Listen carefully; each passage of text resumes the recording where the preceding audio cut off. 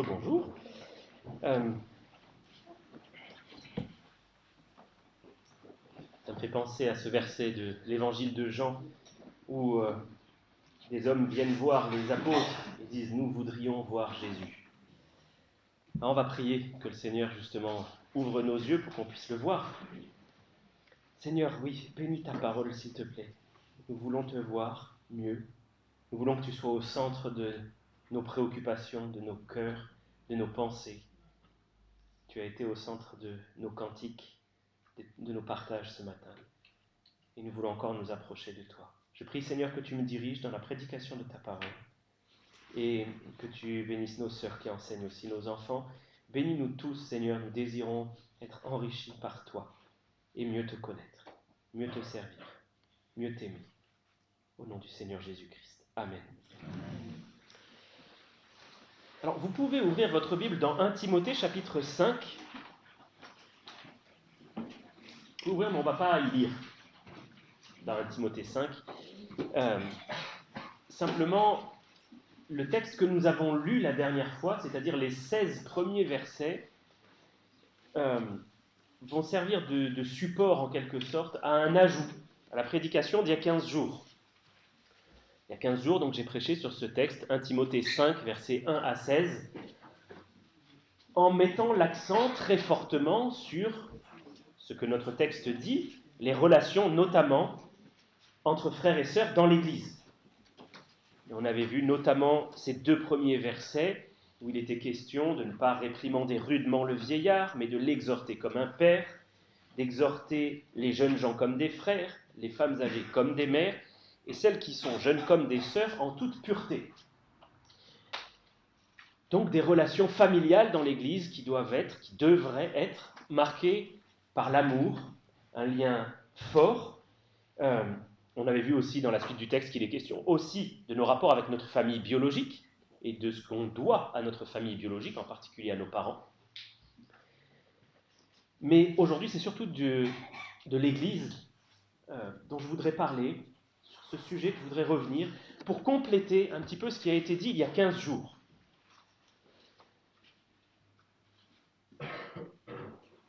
J'avais cité il y a 15 jours ce verset de 1 Pierre chapitre 1, versets 22-23, où il est dit « Ayant purifié vos âmes, en obéissant à la vérité, pour avoir un amour fraternel sincère, aimez-vous ardemment les uns les autres de tout votre cœur, puisque vous avez été régénérés, non par une semence corruptible, mais par une semence incorruptible, par la parole vivante et permanente de Dieu. » J'avais insisté sur le fait qu'il faut chercher à entretenir des relations fortes, de bonnes relations les uns avec les autres, demander pardon si nous avons commis un péché contre l'un ou l'autre de nos frères et nos sœurs, pardonner aussi ceux qui ont pu nous offenser.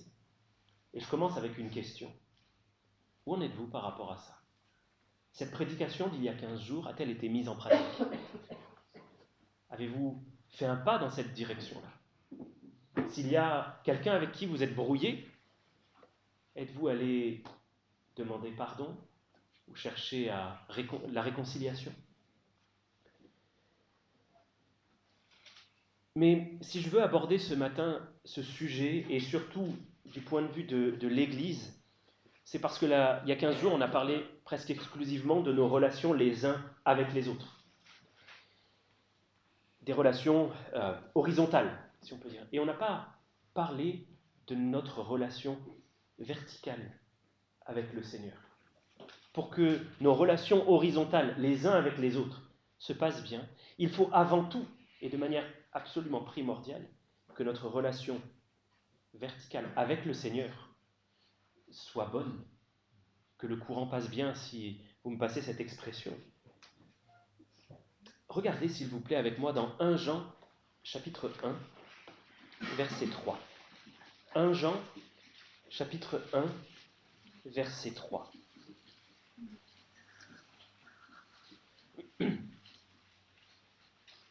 L'apôtre Jean écrit « Ce que nous avons vu et entendu, nous vous l'annonçons à vous aussi, afin que vous aussi vous soyez en communion avec nous. Or, notre communion est avec le Père et avec son Fils, Jésus-Christ. Nous voulons que vous soyez en communion avec nous, les relations horizontales. Mais attention, pour que cette communion puisse exister, sachez que notre communion à nous, elle est avant tout avec le Père et avec son Fils, Jésus-Christ. C'est quelque chose qu'on n'avait pas abordé il y a 15 jours et que je tiens à aborder aujourd'hui parce que nous pourrions avoir, sans cela, un point de vue déséquilibré sur ce que doit être l'Église et sur nos relations les uns avec les autres. Et si cette relation verticale avec Dieu, ma relation personnelle avec mon Seigneur, si cette relation-là n'est pas bonne, s'il n'y a simplement pas de relation, pour le cas de ceux qui ne connaissent pas le Seigneur, eh bien les relations avec les uns et les autres ne pourront pas être bonnes non plus. Et si je ne mets pas Dieu au centre de mes relations avec les autres, si je ne mets pas Dieu en priorité, s'il n'est pas la priorité, eh bien je risque de faire de l'Église une idole. Je peux faire de mes frères et sœurs dans l'Église des idoles. Laissez-moi vous expliquer pourquoi. On a dit, et c'est vrai, que Dieu veut qu'on ait les uns avec les autres des relations d'un amour ardent, très fort, des relations qui se construisent. Et c'est une très bonne chose. Qui parmi vous voudrait ne pas être aimé? À qui est-ce que c'est indifférent d'avoir de bonnes relations? Personne. En réalité, on désire tous être aimés, on désire tous avoir de bonnes relations les uns avec les autres, on soupire même après des relations profondes les uns avec les autres. Des amitiés spirituelles, fraternelles, sincères. Et ce n'est pas un mauvais désir en soi. C'est même naturel jusqu'à un certain point. Parce que si vous désirez ces choses-là, et oui, elles sont à désirer, ces relations bonnes, fortes et épanouies, mais que va-t-il se passer lorsque vous ne les trouverez pas dans votre Église?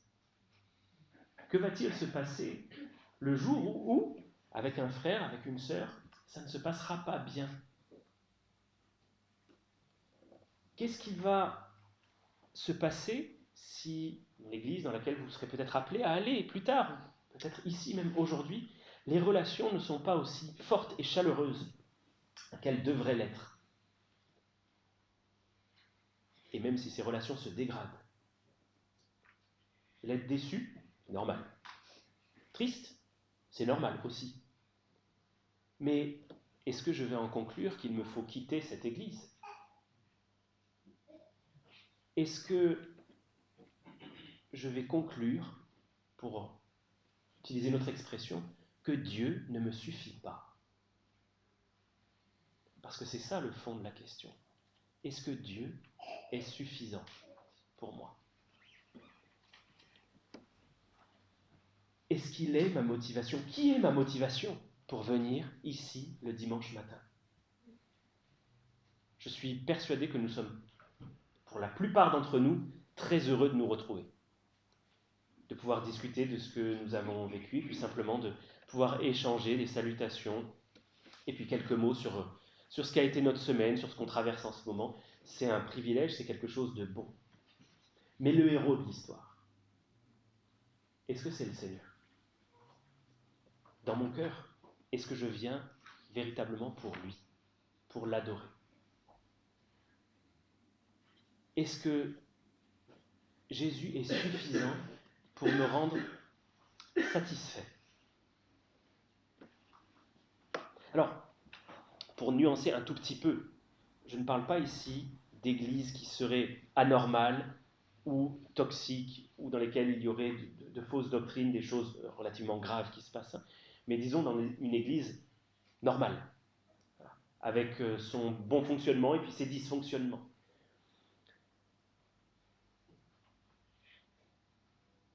Quelle est la part, quelle est l'importance que j'accorde à ma relation avec les frères et sœurs, et quelle est l'importance que j'accorde à Dieu?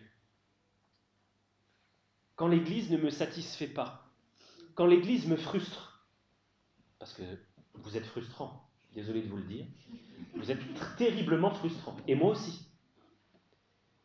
Mais est-ce que je continue d'honorer le Seigneur par ma présence au rassemblement de l'Église? En fin de compte, est-ce que je viens pour lui? Je disais il y a un instant qu'on pouvait faire des uns et des autres une idole. Mais oui, ça se produit quand l'importance que j'accorde aux autres est plus grande que celle que j'accorde à Dieu. Laissez-moi vous donner un exemple. Telle personne va chercher une amitié profonde. C'est un bon désir. Elle désire avoir dans son église ou parmi ses frères et sœurs qu'elle côtoie une personne avec qui elle s'entend très bien, avec des échanges profonds, une communion spirituelle intense, à qui elle peut se confier, partager.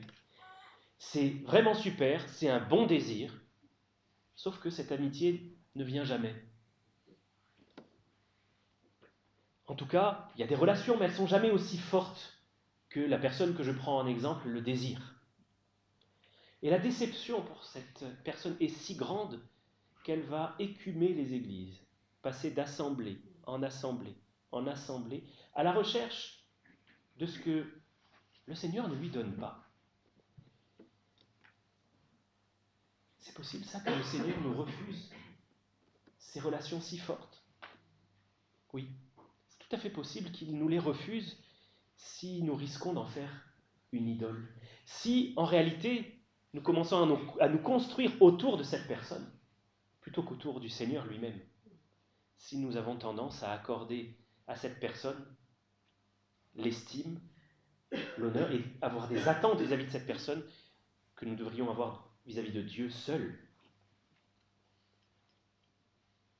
Parce que finalement, derrière cette recherche d'une amitié profonde, il peut se cacher, c'est pas systématique, mais il peut se cacher une idole, parce que c'est de l'autre que je veux être rempli, c'est par l'autre que je veux être satisfait, et plus par mon Père céleste, par mon Sauveur.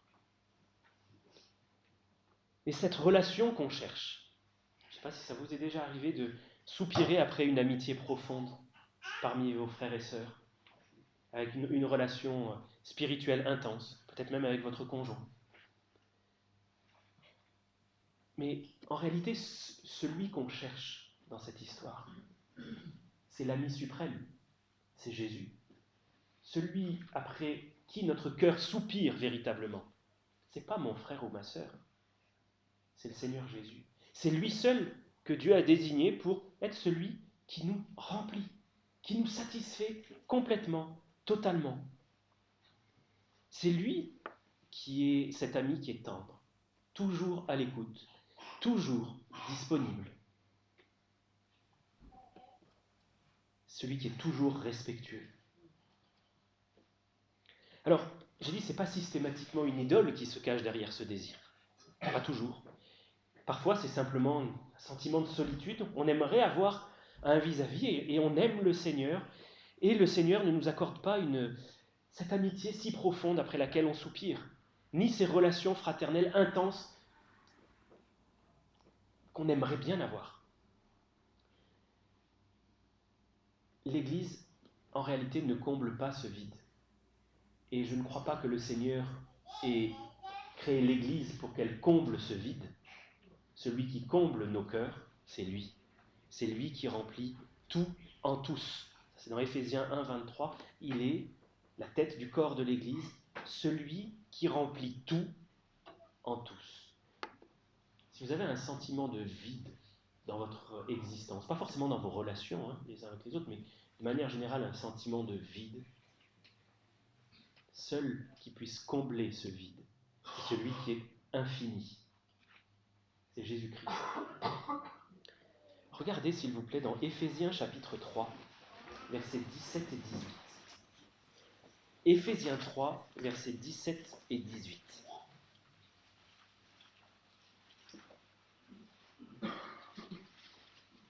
C'est une prière de l'apôtre Paul.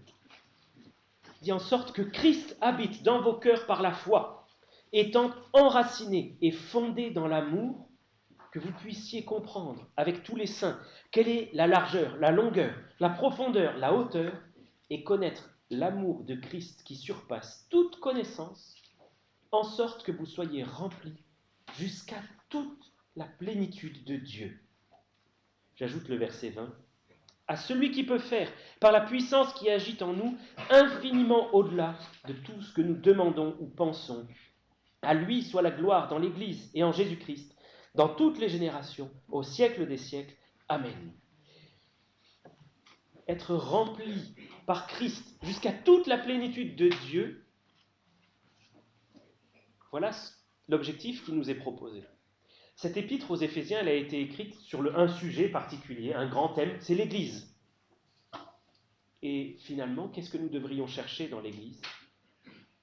À être remplis jusqu'à toute la plénitude de Dieu, de sa personne, de son amour. Être comblé par lui. Parce que si je suis comblé par lui et que mon cœur ne désire plus rien d'autre, je ne vais pas être déçu par l'autre lorsqu'il n'atteindra pas mes exigences.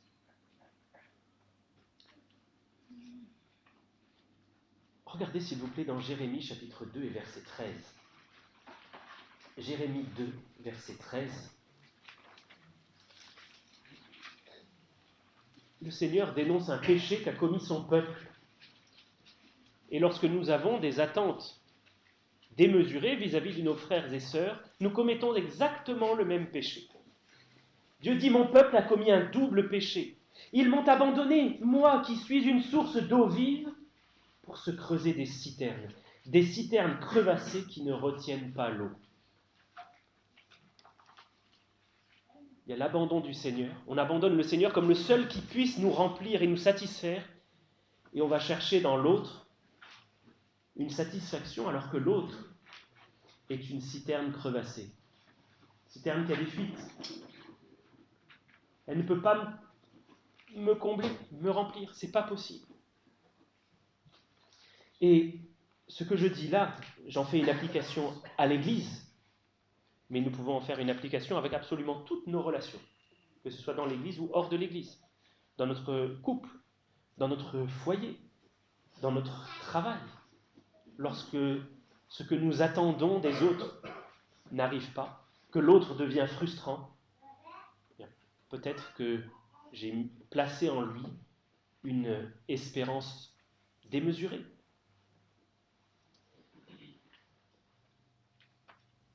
Est-ce que vous avez découvert en Jésus cet ami? Cet ami qui vous remplit de son amour, qui vous satisfait, qui vous comble.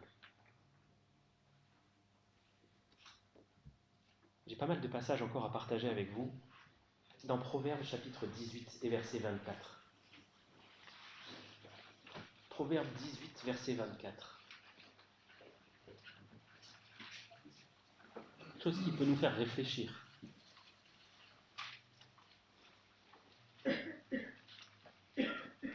Celui qui a beaucoup d'amis les a pour son malheur, mais il est tel ami, plus attaché qu'un frère. Une grande multitude d'amis n'est pas un secours en réalité. Mais est-ce que vous avez découvert cet ami plus attaché qu'un frère? Je suis persuadé que l'ami dont il est question ici n'est pas un ami humain, mais c'est l'ami avec un A majuscule, si l'on peut dire, le Seigneur Jésus, celui qui est plus attaché qu'un frère. Alors bien sûr, on peut le lire au premier degré, ce verset-là, et y voir, oui, l'ami entre tous les amis, celui dont on est le plus proche. Mais est-ce que derrière, il n'y a pas, en filigrane, le Seigneur qui nous dit, je suis cet ami, plus attaché qu'un frère. Dans l'évangile de Jean aussi, au chapitre 13 et verset 23, il y a un passage que je trouve touchant, surprenant. Jean 13, verset 23. On est dans le dernier repas que le Seigneur va prendre avec ses disciples. Et on est même au moment où le Seigneur va instituer la Sainte Seine. Et il est dit qu'un des disciples, celui que Jésus aimait, était couché sur le sein de Jésus. Vous voyez là une scène avec une proximité que personnellement je trouve assez surprenante. le Dieu saint qui s'est incarné se laisse approcher par un homme au point que même que cet homme est affalé sur lui. Il lui fait un câlin. Il lui fait un câlin.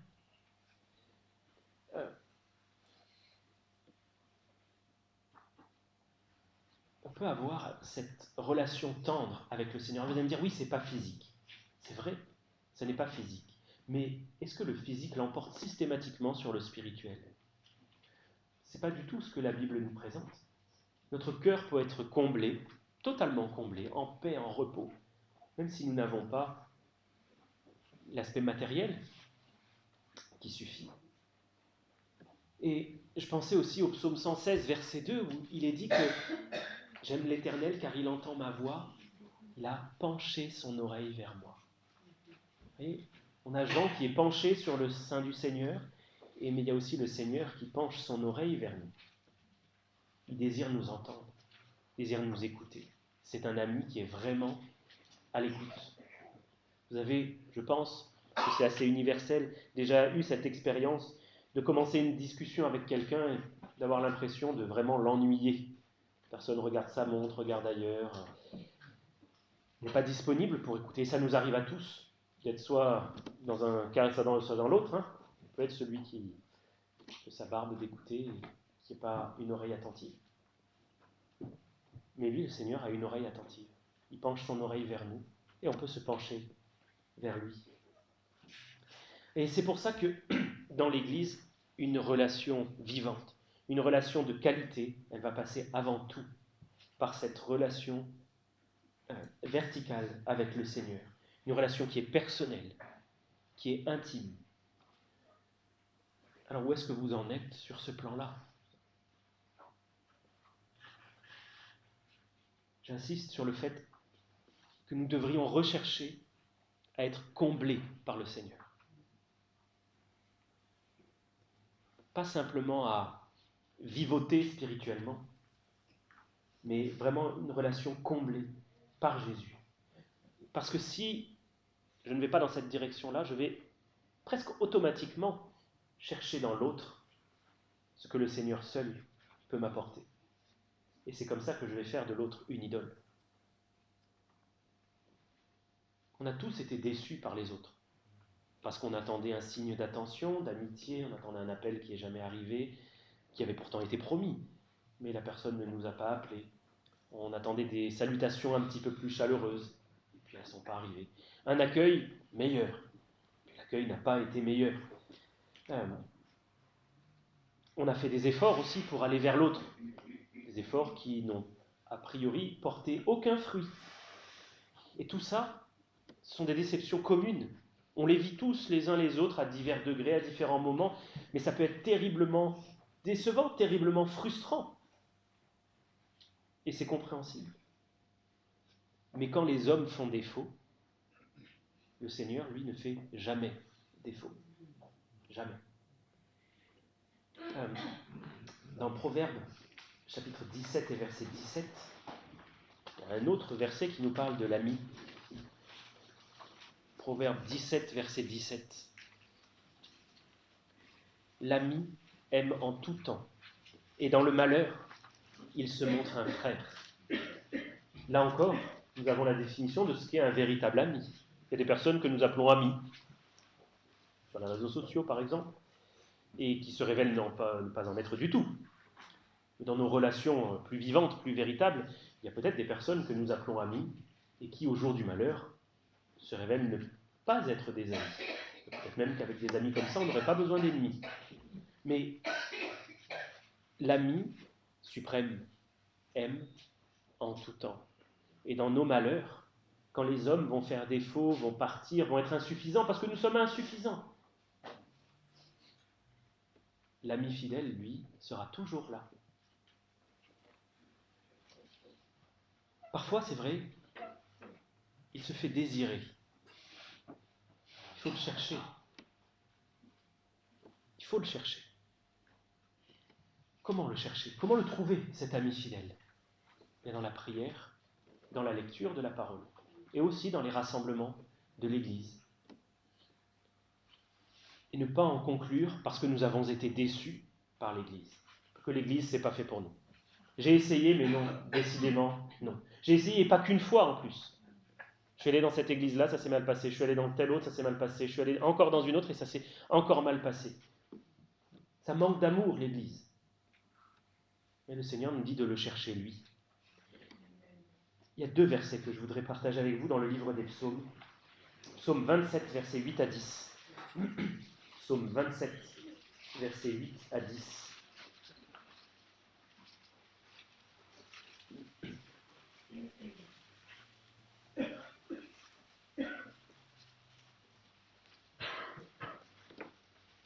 Mon cœur dit de ta part, cherchez ma face. Je cherche ta face, ô Éternel. Ne me cache point ta face. Ne repousse pas avec colère ton serviteur. Tu es mon secours. Ne me laisse pas, ne m'abandonne pas, Dieu de mon salut. Car mon père et ma mère m'abandonnent, mais l'Éternel me recueillera. Ceux qui sont censés être les plus proches de nous et les plus fidèles envers nous, avoir le plus grand soin de nous, nos parents, peuvent nous abandonner pour différentes raisons, parfois bonnes, parfois mauvaises. Mais le Seigneur, lui, nous recueillera. Et il nous est dit de le chercher. De le chercher parce qu'il va nous faire accueil. Il va nous faire accueil, c'est une certitude. Mais est-ce que nous prenons la peine de le chercher? Le deuxième passage, c'est le psaume 46 et verset 2. Psaume 46, verset 2. Dieu est pour nous un refuge et un appui, un secours qui ne manque jamais dans la détresse. Secours qui ne manque jamais dans la détresse. Votre meilleur ami sur cette terre peut être le plus fidèle ou la plus fidèle des hommes, des femmes. Mais il peut faire défaut au jour de la détresse. Le Seigneur, lui, ne fera jamais défaut. Il est toujours là. Toujours là. Il faut le chercher et attendre. Ça, c'est dur parfois, par contre. Attendre. Alors, ça m'amène à une autre question. Est-ce que mes attentes, vos attentes, vis-à-vis de l'Église, sont raisonnables? Est-ce que ce sont des attentes sensées ou est-ce que j'idéalise l'Église? Est-ce que je fais de l'Église, finalement, une idole? Est-ce que j'attends de l'Église ce qu'elle ne pourra jamais me donner? Si c'est le cas, je serai toujours frustré, je serai toujours déçu. J'ai entendu un nombre incroyable de fois des chrétiens se plaindre d'un manque d'amour dans l'Église. Et je crois que malheureusement, ils avaient raison.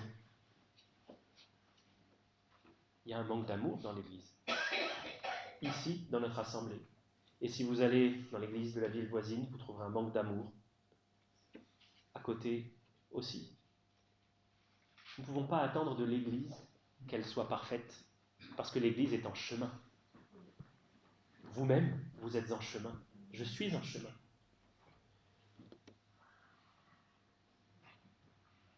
Alors, est-ce que c'est finalement anormal qu'il y ait un manque d'amour dans l'Église? Oui et non. Il faut se rappeler que nous ne sommes pas encore arrivés à destination. Une fois que nous serons là-haut et que l'Église aura été glorifiée auprès du Seigneur, là, il n'y aura plus du tout de manque d'amour.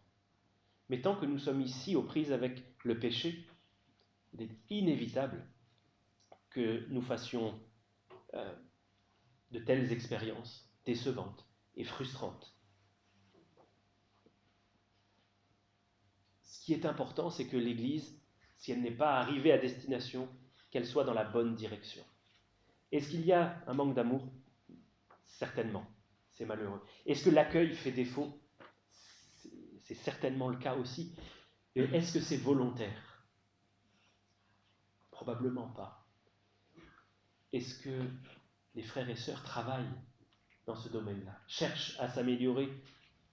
Très probablement. Donc est-ce que nous sommes dans la bonne direction? Je crois que oui. C'est vrai que parfois l'Église n'est pas dans la bonne direction. Lorsque les chrétiens se déchirent, qui se mordent les uns les autres, là, clairement, les chrétiens dans ces cas-là ne prennent pas la bonne direction. C'est triste, c'est affligeant, c'est contraire à la volonté de Dieu, mais je ne veux absolument pas dire que ça n'est pas grave. De telles choses ne devraient pas arriver. Mais est-ce finalement si étonnant? Si vous vous livrez à quelques instants d'introspection, honnête et sincère, est-ce si étonnant que vous ayez du mal à vous entendre avec telle ou telle personne, sans reporter la faute sur l'autre?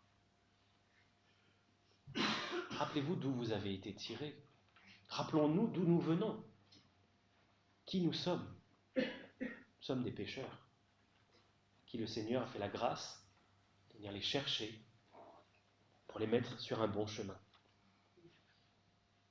Mais vous êtes des pécheurs, je suis un pécheur, nous sommes des pécheurs. Et si nous attendons de l'autre qu'il ne le soit plus, ça ne va pas fonctionner. Nous aurons toujours une attente démesurée si nous attendons cela. Et finalement, lorsqu'on fait ça, on fait de l'Église une idole. On fait de l'autre une idole. On dit, je veux que ça me convienne. Je veux que l'Église me convienne. Dans tel domaine, ça peut être dans les relations, mais aussi dans un tas d'autres domaines. Et lorsque l'Église ne me convient pas, j'en change et je critique. Mais est-ce que l'Église est faite pour me convenir? Qui est le héros de l'Église? Qui est le roi de l'Église? À qui doit-elle convenir, cette Église? À Jésus. Une seule réponse. C'est lui qui est au centre et qui doit l'être. C'est vers lui que nos regards doivent être tournés. Pourquoi est-ce qu'on se réunit le dimanche matin? Pour lui, pour l'adorer, pour être dans sa présence, pour entendre sa parole, pour le voir un peu mieux, le connaître un peu mieux.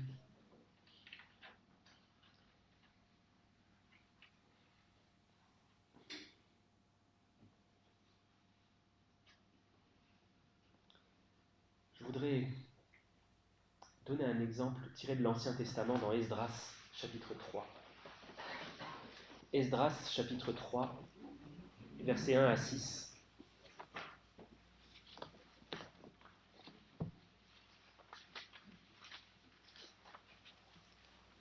C'est après les Chroniques et avant Néhémie.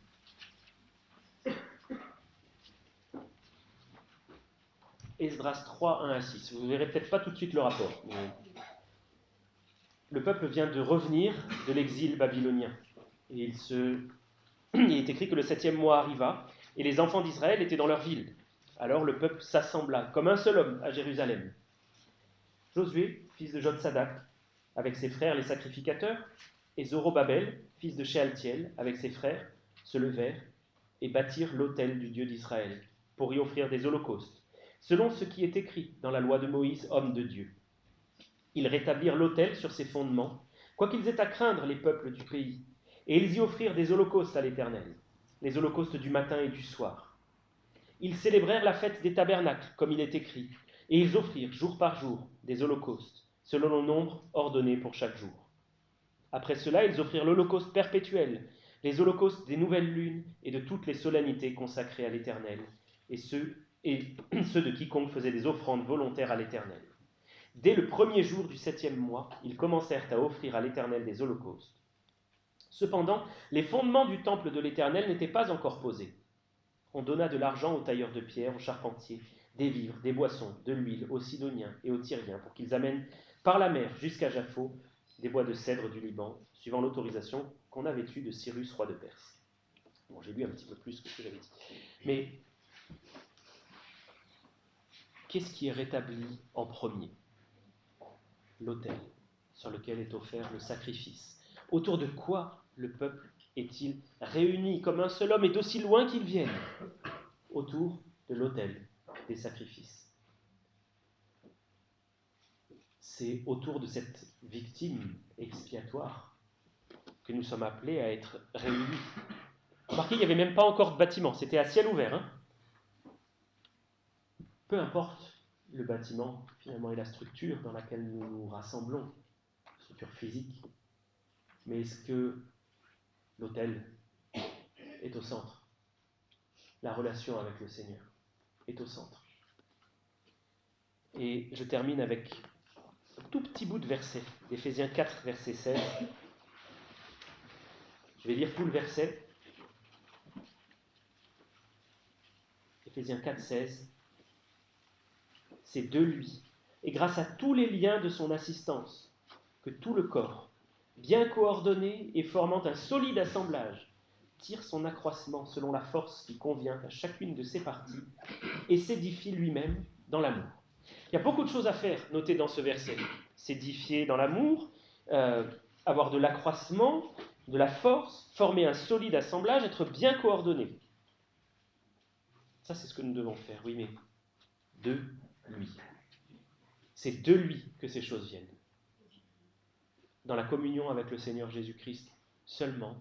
Et je voudrais nous encourager donc, s'il y a un mot à retenir, une direction dans laquelle aller, cultiver notre relation avec le Seigneur, dans l'intimité, par la lecture, par la prière, et le chercher jusqu'à ce qu'on soit satisfait, rempli de sa présence, de son amour.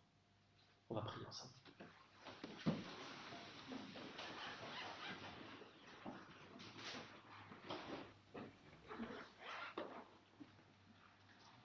Notre Dieu, merci pour ta parole. Merci Seigneur de nous rappeler l'importance que tu as toi, le fait que c'est toi la personne importante. C'est vrai Seigneur, tu veux entre nous de bonnes relations, mais on a besoin avant tout de mieux te connaître. J'ai tellement besoin Seigneur, moi-même, avec mes frères et sœurs, de te chercher toi, chercher satisfaction, plaisir, plénitude en toi. Seigneur, par cette modeste prière, s'il te plaît, je veux te demander de nous satisfaire et de nous combler, pour que nous n'ayons plus, vis-à-vis des autres, des attentes déraisonnables, que nous ne fassions ni des frères et sœurs, ni de l'Église en général, une idole, mais que tu sois le seul de qui nous attendons cette plénitude. Seigneur, viens nous remplir. Comme c'est écrit, nous cherchons ta face, Seigneur.